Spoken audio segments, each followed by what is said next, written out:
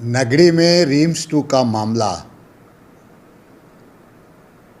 काफ़ी गहराता जा रहा है। सवाल उठता है, नगरी में जो 227 एकड़ ज़मीन है, एक तो प्रक्रिया के तहत अधिग्रहण नहीं हुआ है,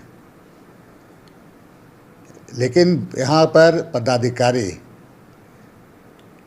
या तो माननीय मुख्यमंत्री जी को, सरकार को गुमराह भी कर दिया गया। नमस्कार, जोहार, HNN देख रहे हैं। मैं हूं निशा मिश्रा आपके साथ। राजनीति में कब किसको कौन से पलड़े में जाकर बैठना पड़े ये कहना मुश्किल है।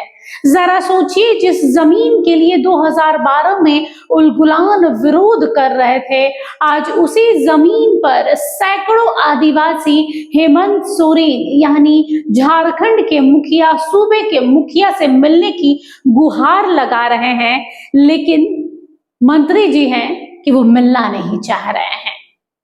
हालांकि फिलहाल हेमंत सोरेन राज्य में नहीं है, दिल्ली के दौरे पर है। 2 दिवसीय दौरा बताया जा रहा है, लेकिन ये आज की लड़ाई तो है नहीं।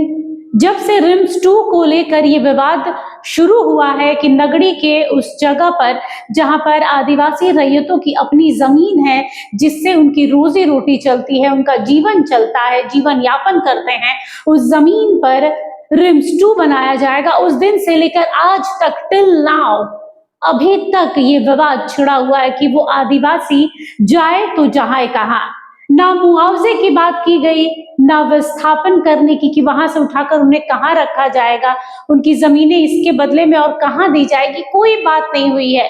और आदिवासी सच पूछिए तो चाह भी नहीं रहे हैं। और अब राजनीतिक जानकारों का मानना है कि हेमंत सोरेन का सामने ना आना, इन रैयतों से बात नहीं करना, उनके राजनीतिक करियर में एक बड़ा रुकावट आ सकता है।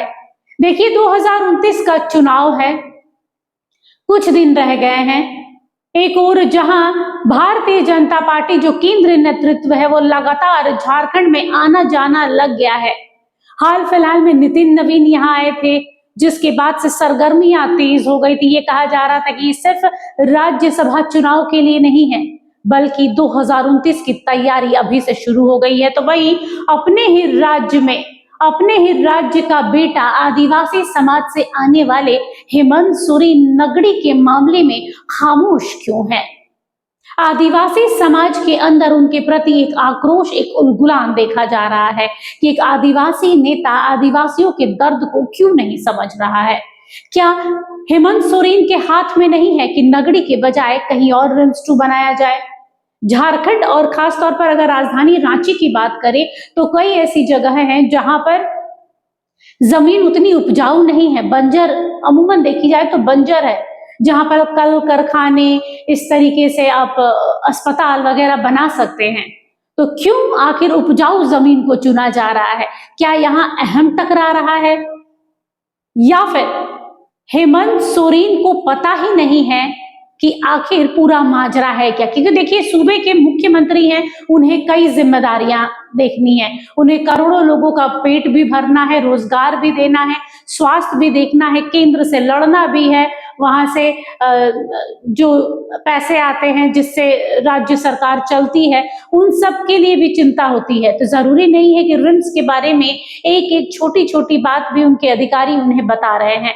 देखिए, ये हम नहीं कह रहे, बंधु तिर्की ने हाल फिलहाल में एक इंटरव्यू में कहा है कि रिम्स 2 को लेकर जरूरी नहीं है कि हेमंत सोरेन को सब कुछ पता हो सकता है कि उनके अंदर काम करने वाले अधिकारी सब कुछ उन्हें खुलकर नहीं बता रहे हैं। क्या देखिए, हो सकता है कि नहीं बता रहे हो, 80% बताते हो, 20% नहीं बताते हो, लेकिन मीडिया चैनलों में तो देख सकते हैं कि नगरी वाले आदिवासी कल उनके आवास के बाहर धरना देने गए थे, आवास घेराव करने गए थे, रो रहे थे, बिलख रहे थे, गीत गा रहे थे दर्द भरे कि हमें इस नगरी से अलग मत कीजिए। नगरी का ये जो जमीन है, ये सिर्फ हमारे लिए जमीन नहीं है, हमारी सांसें हैं, हमारी जान है। ये अगर ये छूट जाएगा तो हम कहाँ जाएंगे?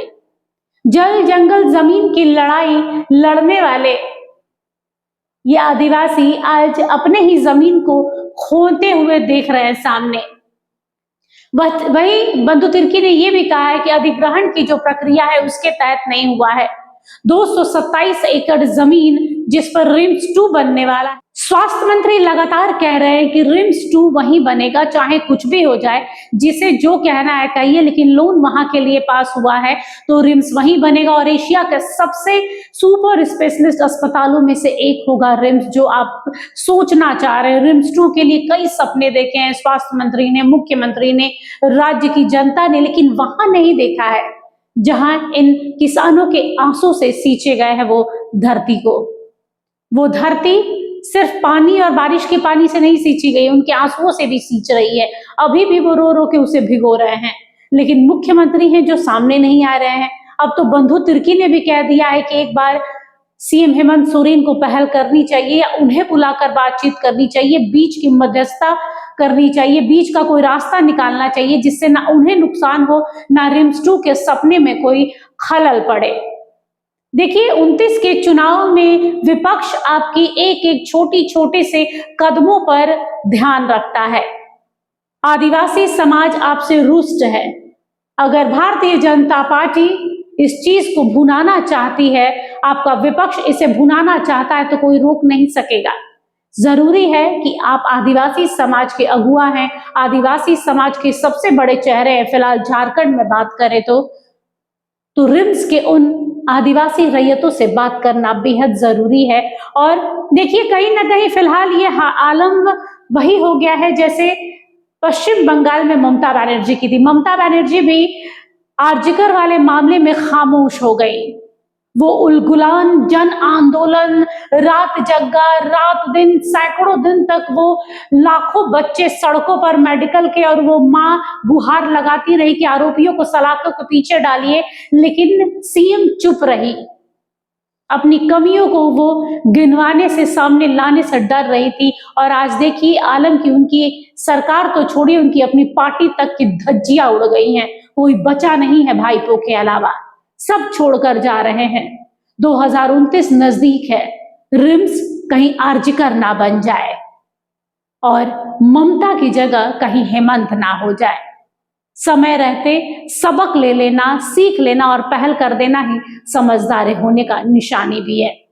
फिलहाल के लिए बस इतना ही। देखते रहिए HNN न्यूज। नमस्कार, जोहार। अगर आपको हमारा ये वीडियो अच्छा लगा तो इसे लाइक करें, शेयर करें और हाँ, सब्सक्राइब करना ना भूलें।